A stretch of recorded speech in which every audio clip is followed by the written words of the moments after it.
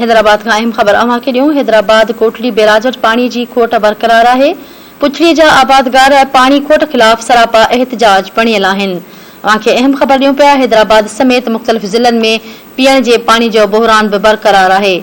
पाणी वहिकरा वधण बाद अपस्ट्रीम में 21,263 क्यूसिक पाणी छॾियो वियो। डाउन स्ट्रीम ते पाणी बहिरान हुजण बावजूद रुगो 363 क्यूसिक पाणी छॾियो वियो। अवां खे अहम खबर ॾियूं पिया। अपस्ट्रीम में पाणी वहिकरा वधण बाद कैनालनि ऐं वाहन में इज़ाफ़ी पाणी छॾियो वियो, पर लाड़ पट्टी जी पुछड़ी में अञा ताईं इलाके वासी पीअण जे पाणी लाइ परेशान आहिनि। कोटड़ी बैराज जे अपस्ट्रीम वारे साॼे पासे खां निकिरंदड़ केपी फीडर में हिन वक़्तु 5,325 क्यूसिक पाणी मौजूद आहे। खाॿे पासे खां निकिरंदड़ अकरम वाह में 2,020 क्यूसिक, ओल्ड फुलेली में 6,030 क्यूसिक ऐं न्यू फुलेली में 6,705 क्यूसिक पाणी फराहम कयो पियो वञे।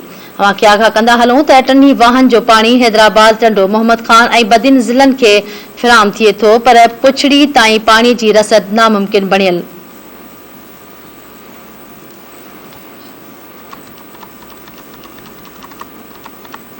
अवां खे आगाह करे रहिया आहियूं। हैदराबाद कोटड़ी बैराज पाणी जी खोट बरक़रार आहे। पुछड़ी जा आबादगार पाणी खोट खिलाफ़ सरापा एहतजाज बणियल आहिनि। इन ही हवाले सां हैदराबाद खां धरती टीवी न्यूज़ जो रिपोर्टर शबीर अबड़ो लाइन ते मौजूद आहे। जी शबीर, आगाह कजो।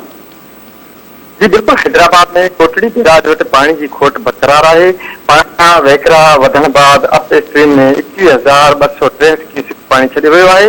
डाउन स्ट्रीम ते पाणी जो बहिरान बरक़रार हुअण सबबि रुगो 363 क्यूसिक पाणी छॾियो वियो आहे।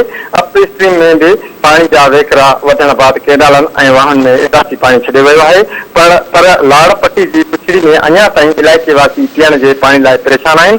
कोटड़ी बैराज जे अप स्ट्रीम वारे साॼे पासे खां निकिरंदड़ केपी फीडर में हिन वक़्तु 5,335 क्यूसिक पाणी मौजूद आहे। गॾोगॾु खाॿे पासे खां निकिरंदड़ अकरम वाह में 2,020 क्यूसिक, ओल्ड फुलेली वाह में 6,030 क्यूसिक ऐं न्यू फुलेली में 6,765 क्यूसिक पाणी फराहम कयो पियो वञे। टिनी वाहन जो पाणी हैदराबाद, टंडो, मोहम्मद खान ऐं बदिन ज़िलनि खे फराहम थिए थो, पर पुछड़ी ताईं पाणी जी रसद नामुमकिन बणियल आहे। पुछड़ी जा आबादगार पाणी खोट खिलाफ़ सुरापा एहतजाज बणियल आहिनि। हैदराबाद समेत मुख़्तलिफ़ ज़िलनि में पीअण जे पाणी जो बहिरान बि बरक़रार आहे।